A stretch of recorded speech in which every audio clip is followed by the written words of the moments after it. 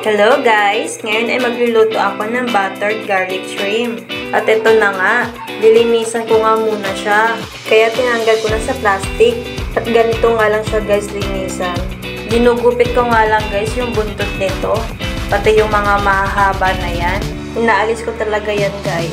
At ito na nga, sinimulan ko na tanggalin yung dumi niya sa loob. Mapait kasi yan guys kapag hindi nyo tinanggal. Ang gamit ko nga dito panglinis yung karayon. Para mas madali siya mabunot. Madali nyo lang naman makikita yung dumi niya guys. Basta ganito yung gagawin nyo. Check nyo din pala guys yung ilalim kasi meron din yung dumi. Tanggalin nyo lang din.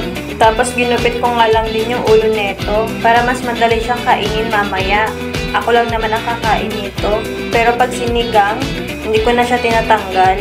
At ito na nga, tapos ko na siyang linisan, kaya naman lulutuin ko na siya. Naglagay na nga ako dito ng butter. At sinunod ko na nga ilagay yung garlic. At kapag medyo brown na yung garlic nyo, pwede nyo na ilagay itong shrimp. Halu-haluin nyo nga lang to guys. Dapat medyo mahina lang yung apoy nyo dito. Kasi madali lang siya guys maluto. Ayan, hinalo-halo ko lang to guys.